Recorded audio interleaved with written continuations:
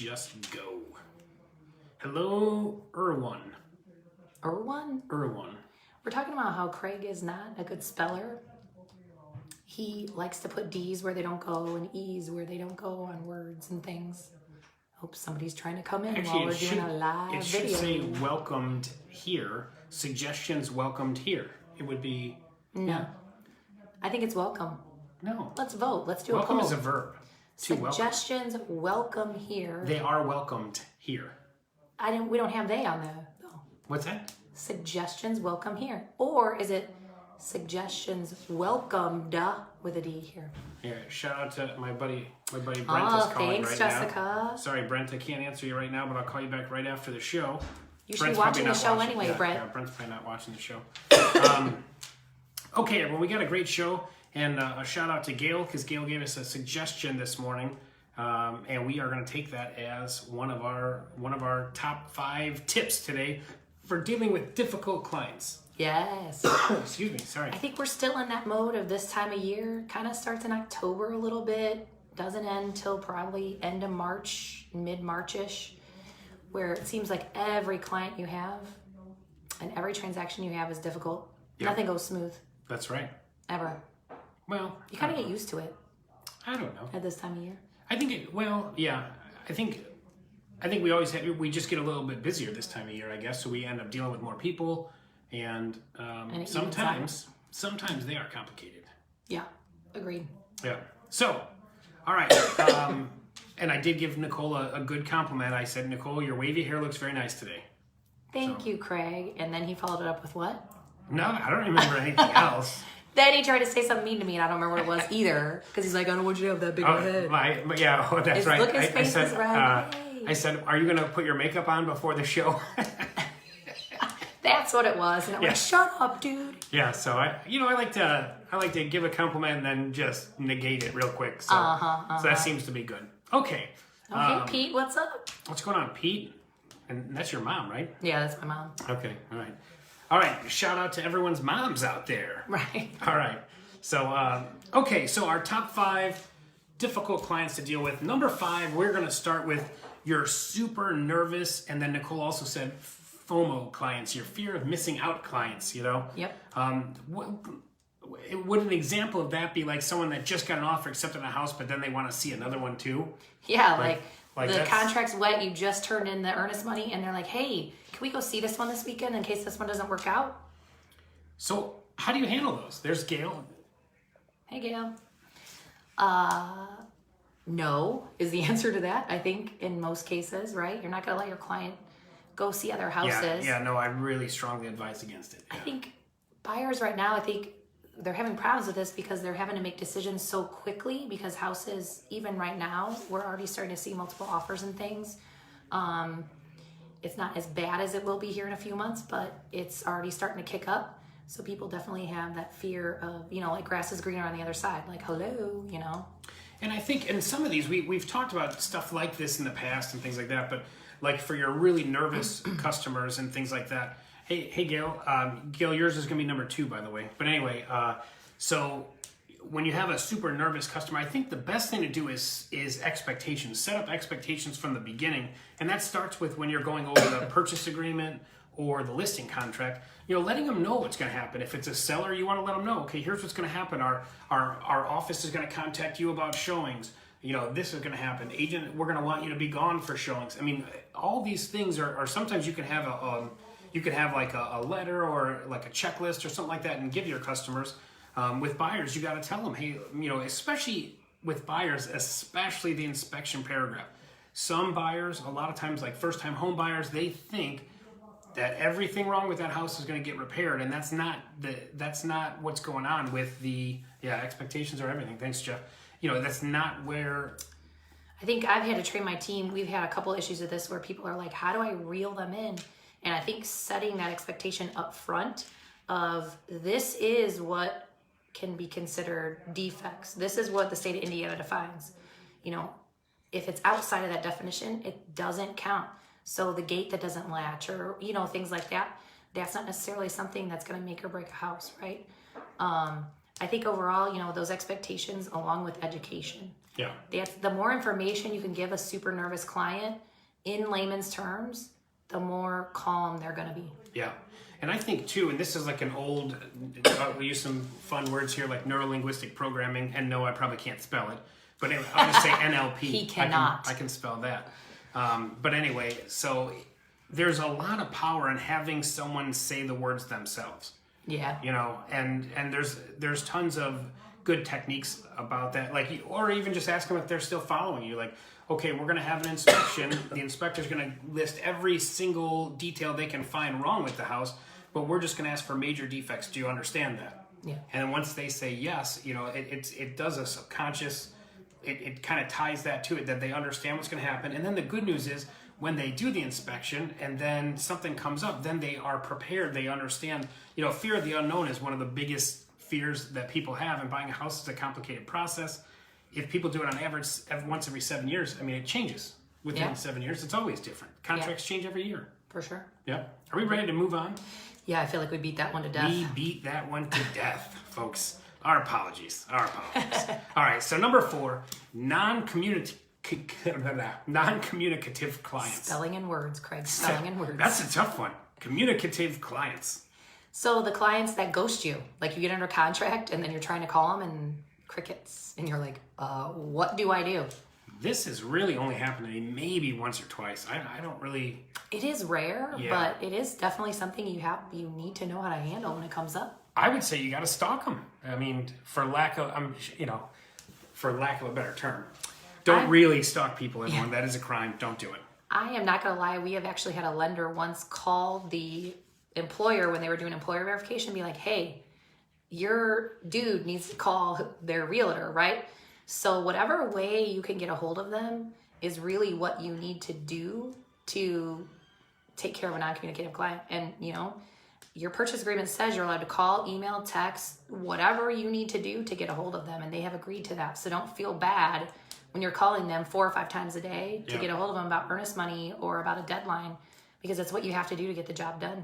And if you're still not getting results and you have a reasonable, it's reasonable to think that they're not in the hospital or some kind of other emergency. Let's say they just got cold feet, whatever the case is. I would recommend, and always, these are our opinions, so always talk to your managing broker and make sure, but I recommend putting it in writing, like letting them know, hey, look, you could be, you're getting close to defaulting on your contract or something like that. Like, you might have some legal liability if we don't handle this, letting them know very clearly in writing that, hey, look, this is very important. We have to move forward. And again, when you're going over expectations and things like that, excuse me, make sure you talk to them and say, hey, I'm going to reach out to you and stuff like that. Yep. Usually, the people that get cold feet, and sometimes it's a sign that we push too hard for an offer sometimes. Yes. I know a lot of agents don't really do that anymore, but some agents still do. Yeah. I just want to comment on Jeff's that says he's a great stalker. I want to say we all know that from the picture that we posted from the Task Numbers Benefits Committee yesterday. His big old mug right in the middle of it. That was fun. Anyway. And Jeff, just a reminder, that restraining order is still in effect, okay? 500 feet away from Craig at all times. That's right. He really does stalk me. No, I'm kidding, of course.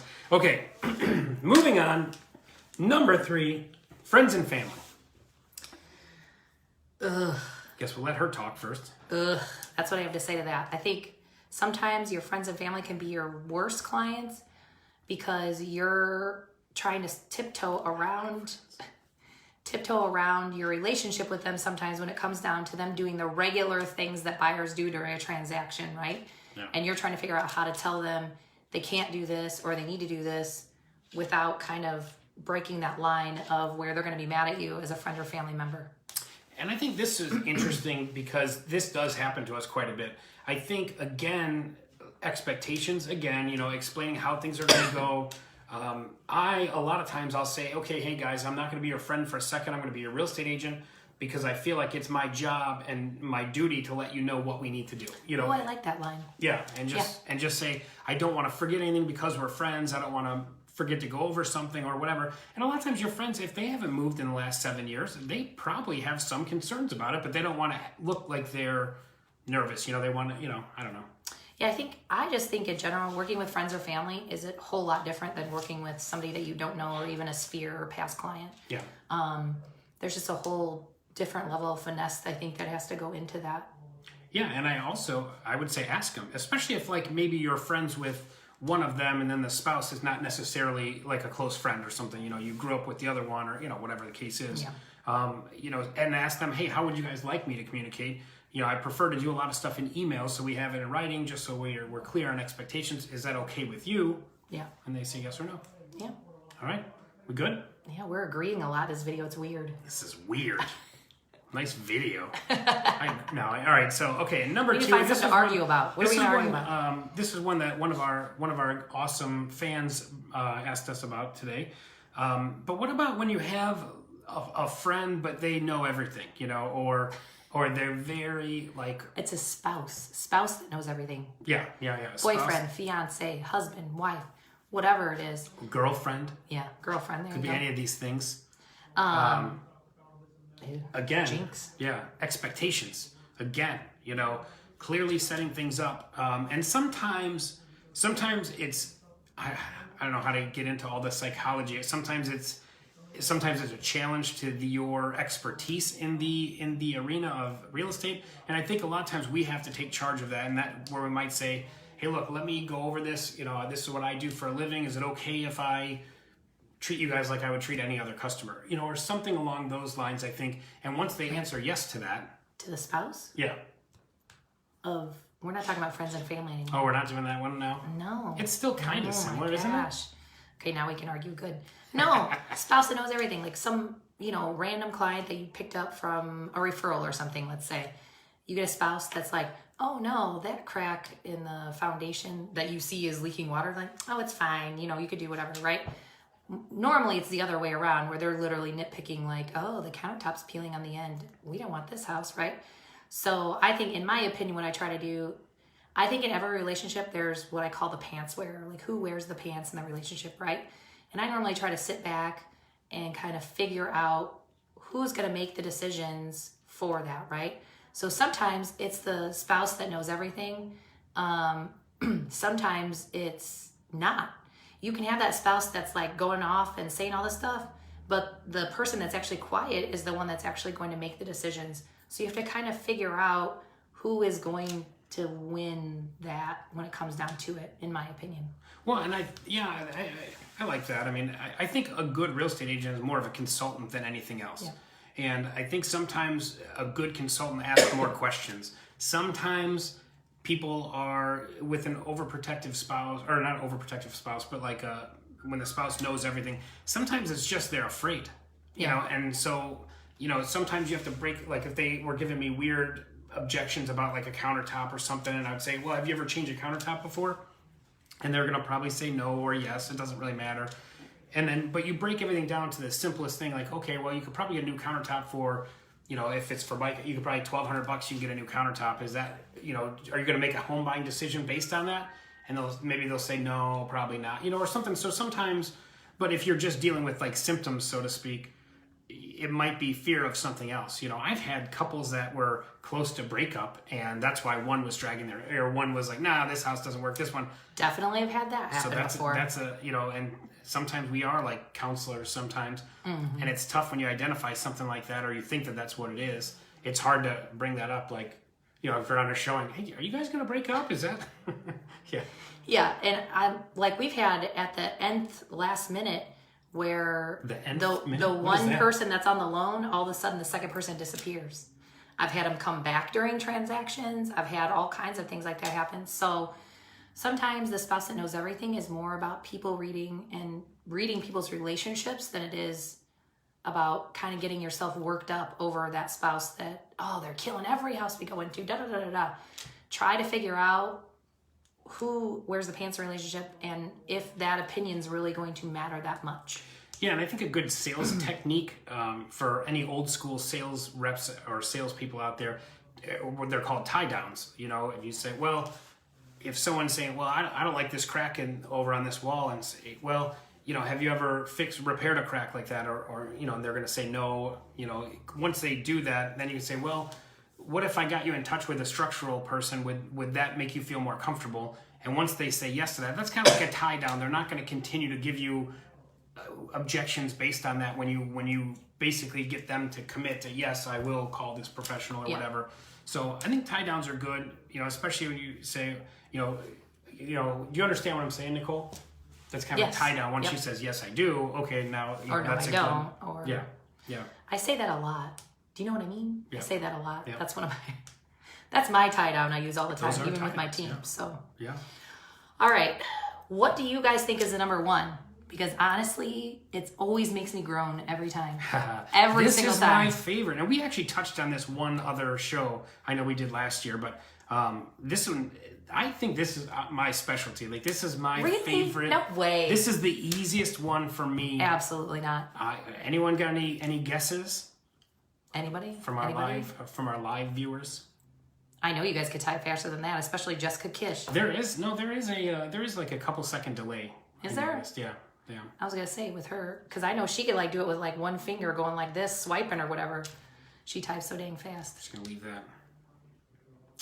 Okay. Crickets. Yeah, crickets. It feels like it's so long on our side, and then we go watch the video later, and it's really not. Yeah. All right. Anyway, stop talking. Number one. I'm doing number one right now. We don't do drum rolls in this show. I like the drum roll. We just got a new sound machine, apparently. We did. Okay, so our number one thing is the overprotective parent. This happens a lot. Yes. Especially with first-time homebuyers. And I will say, the most I see it with is dad helping daughter buy a house. I see that the most. That seems to be the most even common. couples buying their first house. I think that's yep. Or when you got like the aunt and uncle and grandma and mom and dad and everyone shows up to the showing. It's like a whole bus of people. Let's go to a showing and there's like 20, like 4 cars pull up and there's 20 people that pile out. Yeah. And then you're the agent. You're like, oh, next time you gotta warn me that next time do this, because at some point when you got 3 cars following you, someone's gonna go through a McDonald's drive-through. Someone's gotta use the bathroom. Like it's gonna be a someone's disaster. out of gas. Yeah. Jeff Lyons' dads and inspections are amazingly fun. Oh yeah. Mm-hmm. So I will give you. I will spare you the rest of. I'll just give you my great personal tip for how to handle the overprotective father. So especially is I do this. You're walking through and he's looking at nonsense. He's looking at a crack in the paint. And he's like, oh man, the foundation's jacked. And it's like, really, dude. But I always do this because usually it's easy stuff like. Okay, like that, like, oh, do you know how to paint anything? So then I would ask dad in front of daughter, hey, do you know how to paint? And he's like, of course I know how to paint, the proud dad, it's so easy, And then, of course I know how to paint, Craig. Oh man, well, she's so lucky to have a good dad like you that can help her fix this. He's like, darn right I could. That's it. You'll never hear any more. I do agree with the compliment thing. That does work. I have done that in the past. And I do like Melissa saying that mom used to be a realtor. We do hear that one a lot too. Oh, yeah. Uh-huh. Somebody used to be a realtor. Everyone used to have a real estate license. Uh-huh. Yeah. But yeah, I do agree with the dad compliment. I think the big thing that you cannot do is negate what dad says. Don't do that. That will not bode well for you. Don't argue with overprotective dad. He could be an accountant, but that guy knows how to build a house. Exactly. He knows everything about houses. Yep. He invented a house. I mean, you never butt heads with an overprotective parent. No. You just don't do that. Flattery will get you everywhere. Uh-huh. Yep. And especially if you do it in front of daughter and, pat dad on the back, you're a good dad, and that's all he's doing. He's just nervous about his little girl moving out of the nest, So yeah. Proud father, easy. Yeah, easiest one to handle for me. You never want to go against him and either agree or you just keep silent. That's it. He lives in a house. He lives in a house. That's true, Jeff. I change my furnace filter every month. Yeah, you better change those things. Look at this furnace filter. It's terrible. The whole HVAC system's probably not working. Oh, man, what would you do if your system went out? Oh, well, my friend owns Sensible Heating and Cooling. I'd call them. I said, okay. All right. Let's shout out to past clients of mine, too, by the way. Oh, yeah, there you go. Yeah. We're plugging they're people great now. out of Griffith. It's fine. Yeah, fantastic company. Uh-huh. No, they really are. Yeah. Anyway, so you're like, that's what I would do. I'm like, oh, man, I don't even know what I would do. I'm glad you know. So you could help her with that? Of course I'd help my daughter. Okay, good. That's it. Done. Yeah, I do like that. You're right. Overprotective parent neutralized. And then they're on board with you. You guys can write that in the history books. I said Craig was right today. Get used to it, Hanson. I'm always right. Whatever. I'm pretty much always right. So not I true. only let her have her name first on the show just because I thought it would help me. I don't even know how it would help me. I don't know. Oh, I think it's always beauty before age, right? Something like that. Whatever. Something like that. Whatever. Because you're old. Whatever. Anyway, I think that's it for the show for today, right? Yeah, thank you guys.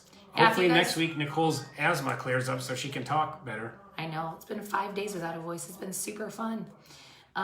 Thanks, Gail, again for the show I bet her idea. husband's really happy about that. Because I can't talk. Ow. It took me like 10 minutes to get that before the show, just so you guys know. Restraining order.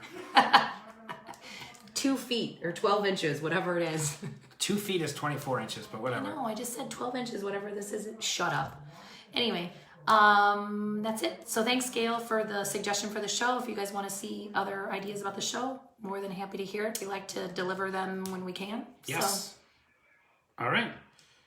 you're sick and delirious. That's why you're green. Again, that is my team member, and she is very correct on that. I'm sick and delirious. You know Absolutely. what? There's nothing wrong with agreeing with me. There's nothing wrong with that. Mm-hmm. Yeah. I'll save those comments for after the show. Anyway.